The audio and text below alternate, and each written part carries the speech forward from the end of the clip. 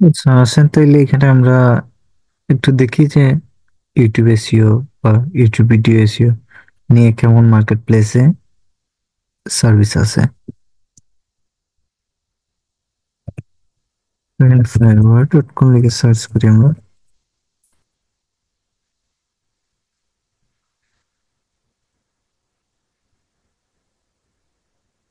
যে fiverr.com লিখে এখানে আমরা সার্চ করি ইউটিউব এসইও। সার্চ করার পরে দেখুন এখানে রেজাল্ট শো করতেছে। এখানে 8,900 প্লাস লোক আছে যারা ইউটিউব এসইও নিয়ে কাজ করতেছে। তো এখান থেকে আমরা কয়েকটা গিগ ওপেন করে নিই।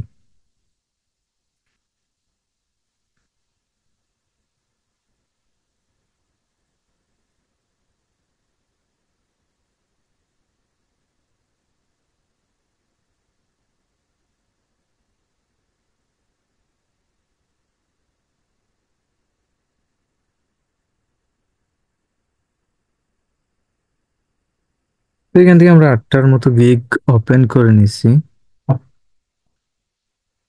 আচ্ছা, একটা মিনিট। এটা শো করতেছে না এটা থেকে। তো দেখেন উনি এসইও কাজ করেন।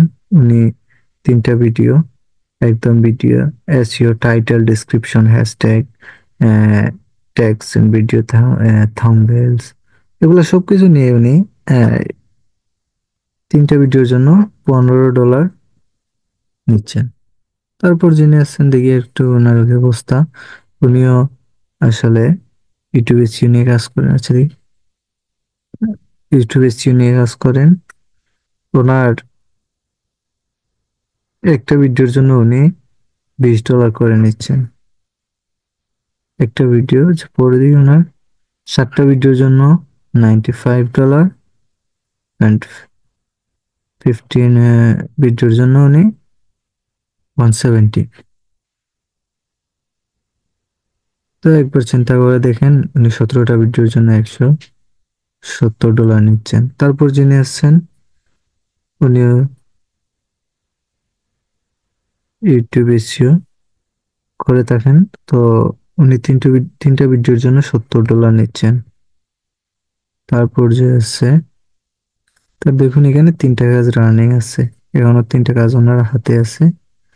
উনি একটা ভিডিওর জন্য $10 করে নিচ্ছেন।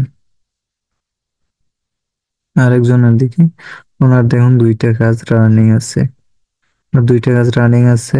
তারপর 356টা ওনার রিভিউ আছে। মানে 2টা ভিডিও এসইও করে দেওয়ার জন্য $5 জাস্ট।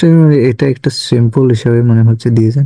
হ্যাঁ, এই যে দেখুন এখানে 10টার জন্য উনি $20। আসলে 10টা কাজ করার জন্য যে খুব বেশি সময় লাগে তা না।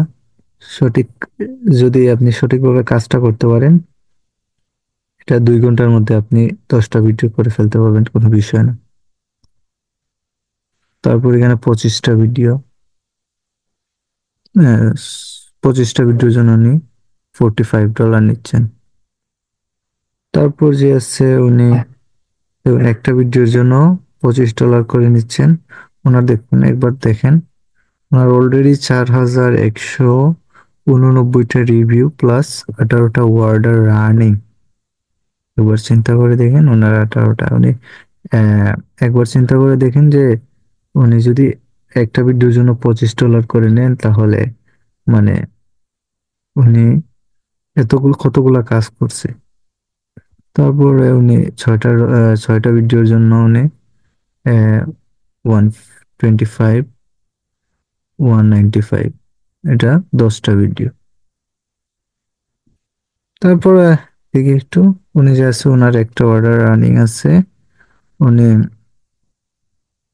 বেসিক যেটা একটা ভিডিওর জন্য উনি $10 নিচ্ছেন। কিন্তু দেখেন এখানে উনি 3 দিনে 3 দিন পরে 3 দিন সময় নিচ্ছে ডেলিভারির জন্য। আসলে এটা 3 দিন সময় লাগে না, কিন্তু ওনার কাছে কাজ অ্যাভেলেবল আছে, এই কারণে উনি এই যে এগুলা সময় নিয়ে নিচ্ছেন আর কি 3 দিন। আচ্ছা, তাহলে শুনুন এগুলো আমরা ক্লোজ করে দিচ্ছি।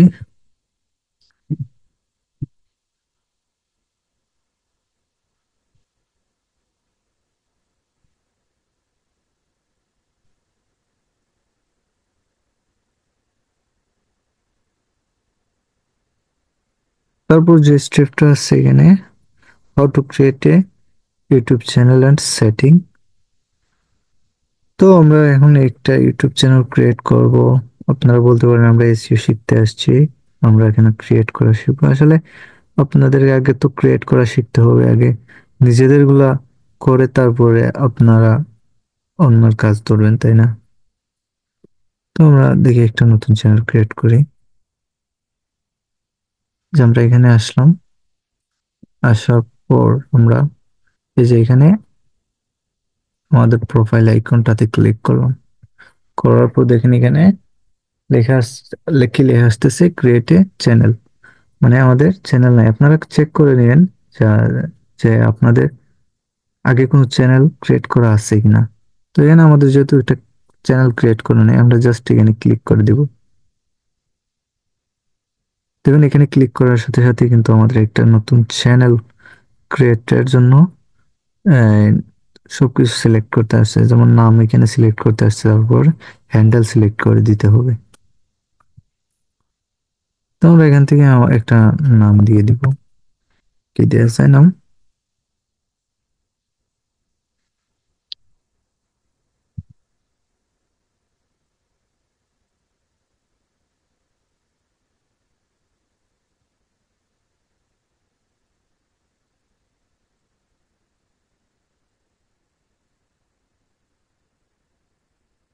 তো এখানে একটা জিনিস আপনারা লক্ষ্য করতেছেন হয়তো, যে আমি এখানে নাম দিতেছি কিন্তু নিচে দিয়ে যে এখানে এটাও চেঞ্জ হয়ে যাচ্ছে নাম চেঞ্জ করার সাথে সাথে।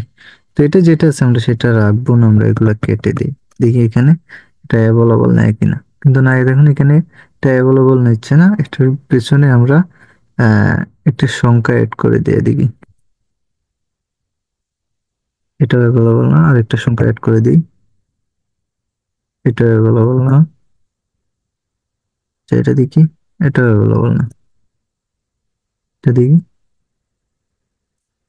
আচ্ছা, তাহলে বুঝছি, আমাদের মনে হয় আরো কয়েকটা সংখ্যা বাড়াই দিতে হবে। আচ্ছা, আমরা দেখলাম। আচ্ছা, এটা অ্যাভেলেবল দিচ্ছে না।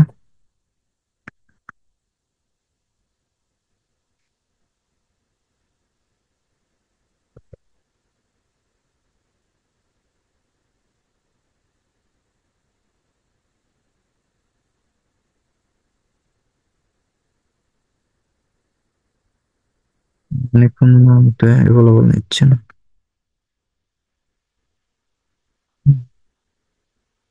সেখানে একটা নাম একটা যে হ্যান্ডেল সাজেস্ট করতেছে, আমরা এটাই দিয়ে দিই আপাতত। আপনাদের যদি এই ধরনের সমস্যা হয় তাহলে এরকম করে নিন। তারপরে এখানে ক্রিয়েট এ চ্যানেল, এটাতে আমরা ক্লিক করে দিলাম।